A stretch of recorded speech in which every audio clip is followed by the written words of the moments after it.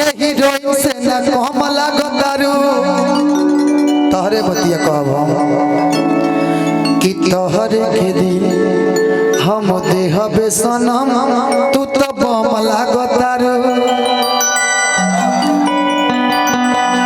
कि दिवाली में छूटे वाला बम लागतारू कि भाई लोग के पहिला पसंद लागतारू कि केहू कहे बम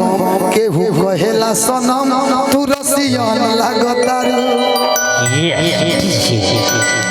आओ कि चश्मा लगा के सम लागतारू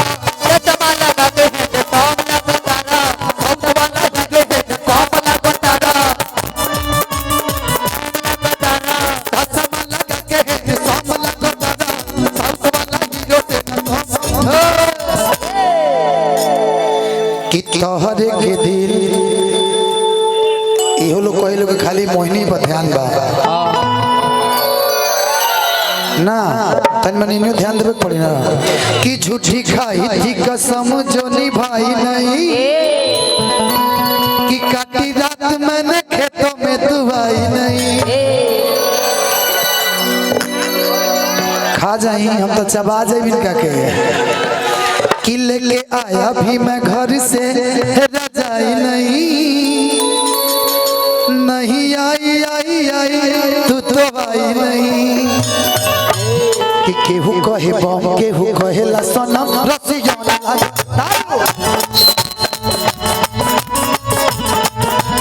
केहू कहे बम केहू कहेला सनम तू तो बम लागतारू चश्मा लगा के सम लागतारू सब वाला हीरो से न कम लागतारू आज चश्मा लगा के सम लागतारू सब वाला हीरो से न कम रुके भाई हम व्यवस्था करा दें मुन्ना भैया का ब्रेकअप नहीं कराएंगे भाई हम एक बार जयमाले डलवा देता नहीं बेचारे खुश हो जाए इधर आओ पकड़ो ए मुन्ना भैया खड़ा हो जाइए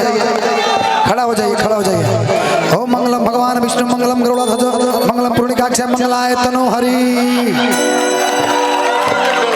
उनको भी डलवाते हैं आवा मौसा डाल दी तोहरों के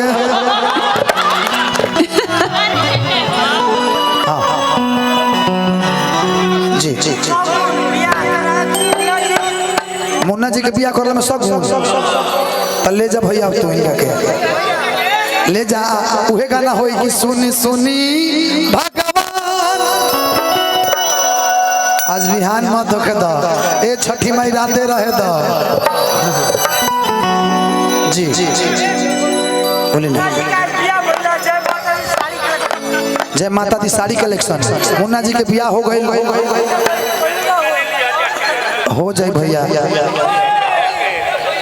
दुकान में कहीं आके लेके ना चाहिए देखिए सोना चांदी का दुकान है तो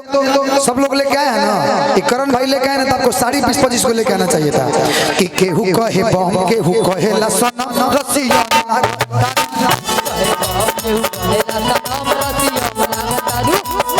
दिल हम देहबे करे जतु तो बम लागतारू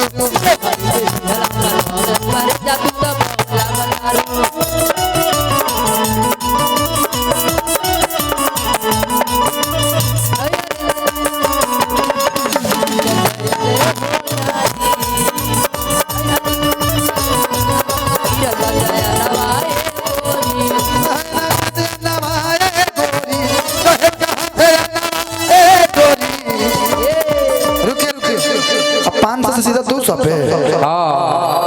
संध्या ज्वेलर्स ना पर लिखल अच्छा हाँ संध्या ज्वेलर्स एगो मालिक देखिए इधर भी बगल में हाथ डाल रहा है भाई है अच्छा लड़कियां हैं अच्छा कि भाई बुरा मत मानिएगा एक कहावत है कि बाप चमार ना बेटा दिलीप कुमार बुरा मानने वाली बात नहीं है आपसे 3 गुना आगे निकले और जितना कमाई हो उसमें से कम 5% हिस्सा, मैं जानता हूँ कि आप लोग बहुत दिल के अच्छे होते हैं, पर 5% हिस्सा ना कम से कम गरीबों को दान कीजिएगा। मैं बोल के जा रहा हूँ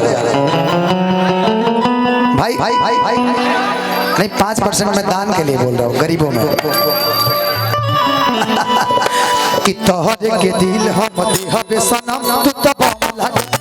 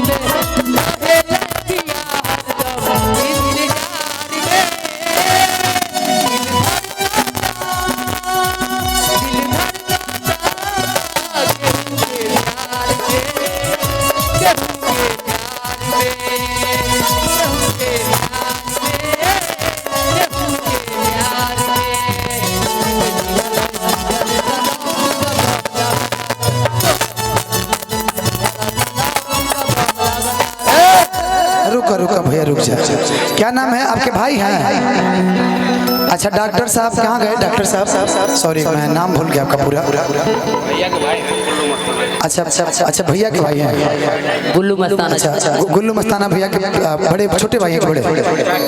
बिना के शरीफ डॉक्टर साहब की तरफ से आशीर्वाद है, दिल से अभिनंदन आपको। और पियर को तनी नहीं भूख उठा ले भूल के भाई करो से सेटिंग करा दो, कि सेटिंग करा दो जान पिज्जा खिला दो ए जानो, कि प्यार के निशानी एगो चैन बनवा दो। ए सवाल भाई है, इधर थोड़ा सा जाओ।